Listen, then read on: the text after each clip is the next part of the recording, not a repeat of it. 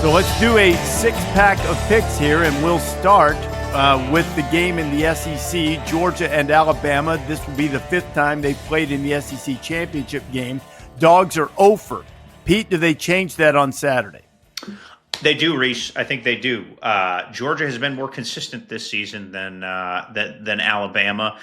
We'll know more closer to game time on Jam Miller, but he didn't look likely to play in the second half of that game last week, and they're down. They got a key injury at tight end, and I just think that Georgia has found ways to will themselves to win. They've sort of it's like a learned skill. So I think they're going to push forward. It's going to be Gunner's night. Am I going to pick Kirby Smart against Alabama? Kirby Smart beats everybody but Alabama. 1-7. It's a befuddling stat. Oh, it's very hard to beat Alabama, but still, other than the title game. Forget it. I'm sticking with Alabama. Sorry, Kirby. You got to show me you can do it. You got to show me you can do it. I'll take Alabama. They've lost 10 out of 11 to Alabama, even predating Kirby. Alabama believes that they're going to beat Georgia. I mean, they just have an innate confidence when they play them. Georgia won a big moment when it sort of had to have it in the national championship game, or else this would have been even worse in 2021 season. I think Alabama's got another gear on offense. I think they can elevate their game. I think they can get some more explosive plays. I think this is going to be a tremendous game that won't be a blowout. Come down to the end, it will be a cathartic victory for the Dogs. So I think that Georgia repeats as SEC champion and nips Alabama. And then Alabama holds its breath, believes it's okay, but has a very anxious Sunday until we reveal the rankings and the bracket as to whether the Crimson Tide will hold on and make the college football playoff. 1 versus 2. We touched on it, Indiana and Ohio State. A year ago, Indiana had pretty significant communication issues playing in the Horseshoe. They'll be in Indianapolis this time, and certainly there will be plenty of Buckeye fans there. But with this being a first-in-a-lifetime situation for Hoosier fans, you got to think that they're going to cover that place up, and that there will be a lot of their version of red in the crowd. I think this Indiana team is better than last year, and I'm not sure the game was quite as lopsided as the score wound up a year ago.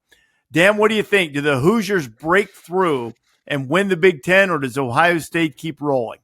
So I love this game. I'm excited for this game, and I hope both teams play full on, and I hope everyone gets through the game with health. I have a general policy, especially when you're not talking about the spread, which we're not.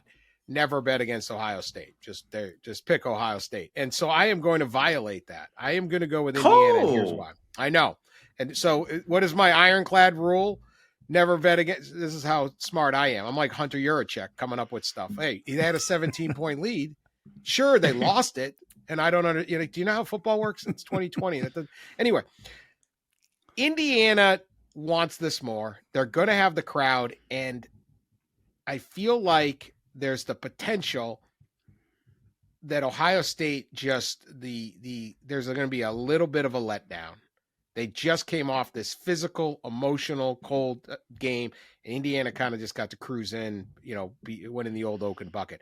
I'm going to give Indiana that and say Indiana wins this game. And I will probably be cloaked in shame by Saturday night and say, why did I violate my cardinal rule? So fascinating matchup, right? Really, really interesting. I mean, somehow, some way, what Kurt Cignetti has done in Indiana, I think, has been underrated, right? And they've gotten plenty of credit, but he's now sitting here at what, 22-3, 22-2. Yeah, that's right. And his losses were to the two teams that played in the national title last year. At the losingest program, still the losingest program in the history of college football. It is completely mind-bending, mind-blowing. And then statistically, you look at this Hoosier team. They are number 4 in total defense, and they are number 5 in total offense. Like, they're just a pure juggernaut. That said, I'm not going to violate Dan's rule, especially after Dan violated his rule. The remake of Ohio State, I think, has been an undertold story this year, right? They went out and they play a bunch of 12 personnel, 13 personnel, some 14 personnel. They have turned into an NFL team right before our eyes. Like when Ryan Day took over there, they were going to outscore you. They were going to score 50. He went for every fourth down, right? Like, and as you know, here we are in year, I think 7 of Day, maybe 8. With Matt Patricia's defense, they've just completely changed. Now they have the best defense in the country. The difference in this game last year was the lines, and I still think there's a higher grade of player on both lines. So I'm going to take Ohio State, but it's going to be a grinder and it's going to be a great game. I already hate my pick. I already hate my pick. The one thing that worries me. What did I do about Ohio? The one thing that worries me about Ohio State is we don't know for sure how they'll react if they're pushed and they're in a tight game in the fourth quarter, and they're going to be Saturday. I think Indiana is good enough to stay with them. I think, Mendoza's an upgrade at quarterback. They're really good on defense. They're experienced. They got a bunch of old guys on that team, but I'm not going to violate the rule. I'm not picking against Ohio State. I think it's really hard to repeat. I was asked today for one of those Inside the College Football Playoff shows to pick who I think would win. And I said, I think it's extraordinarily hard to go back to back.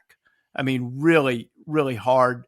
You got to figure at some point you're going to stub your toes, step on a rake, or even just not quite have your A game. But I can't figure out who I would pick to beat Ohio State. And I'm tempted to pick Indiana. Can't do it. I'm gonna stick with the Buckeyes. I think they win the Big Ten championship, go in as the number 1 seed. Big 12 championship, huge ramifications. Texas Tech, as we talked about, should be safe. BYU. Hey, look, they've been frustrated. Their fans have that they haven't gotten their due as an at-large consideration. They apparently, Pete Broke, going to retain their coach after some interest from the outside at Penn State.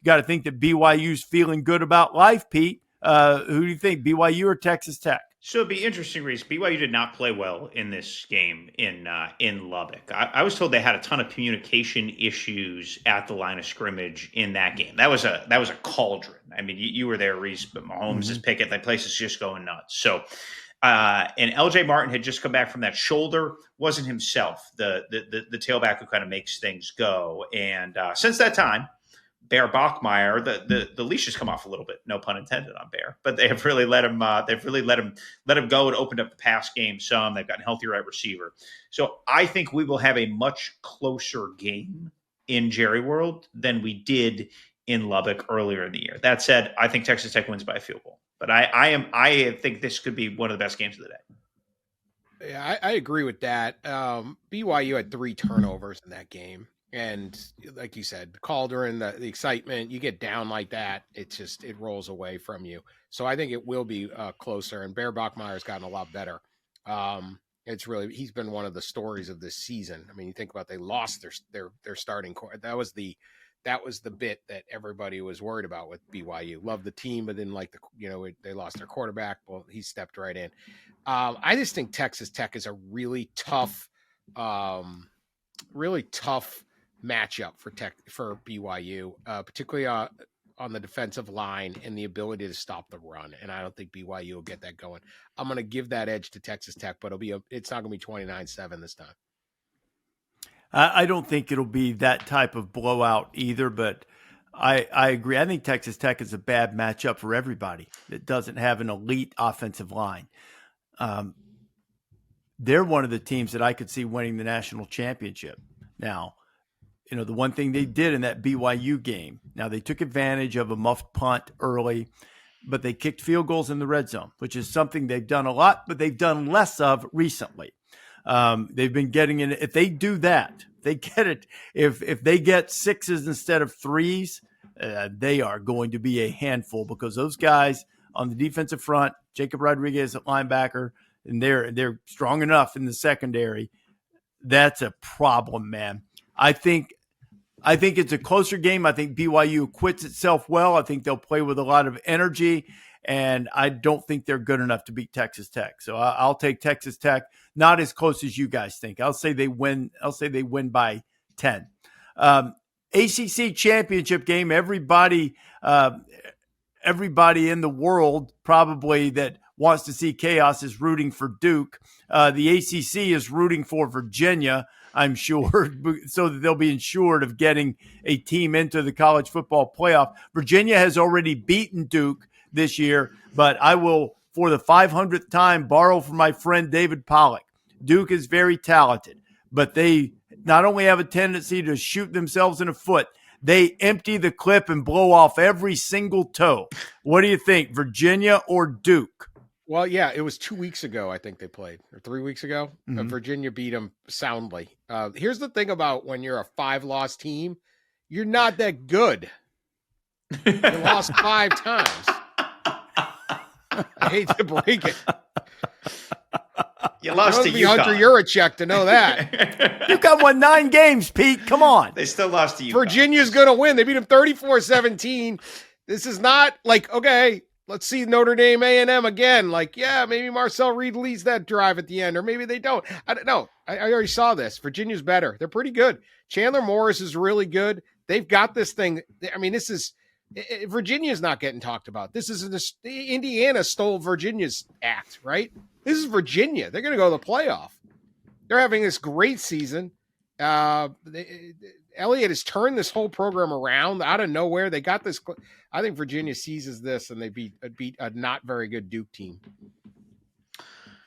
Someone told me a story this summer about Chandler Morris that I don't think I ever saw anywhere. When he got there, he got in front of the team. And he said, I didn't come here to go 6-6. I came here to win a spirited adjective national championship. And it kind of shocked the people at Virginia, right? Like it kind of got them going. So Chandler, go win your national championship. Sorry to Handsome Bob and the James Madison Dukes. We're going. I relayed that story, Pete, Saturday on game day. I lead to the film room and then said, well, basically did sort of like a variation of a patronizing. Well, isn't that cute and naive? Isn't that just adorable that Chandler Morris would talk about that at Virginia? Because Virginia has never, ever, even when they were in the same conference with Washington and Lee, never has Virginia won a conference title of any kind outright. They shared a couple, 30 years ago being most recently. This is about revenge for the Duke Blue Devils. Forget what happened 2 weeks ago on the football field. Nobody cares about that.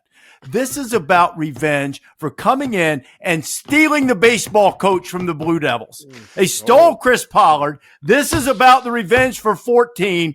I will take the upset of the Duke Blue Devils. I can't do it. I was wondering where that was going. That was Duke. good. I can't trust Duke. I can't trust Duke. No, I want to do it because that's what it's really about. That's what it's really about, is trying to avenge the stealing of the baseball coach. But I can't do it. I got it. Not so fast, my friend. Duke. This is a man. Yeah, they blow all the toes. They blow all the toes off of their feet. I can't do it. I'm taking Virginia. I wanted to. I worked myself into a frenzy. And you had that going, like Lee Corso, like Pat McAfee. You had the crowd going back and forth. Like, you've definitely studied at the feet of the masters. You couldn't do it though. Who's that running down the track, Rece? I wanted to desperately do it.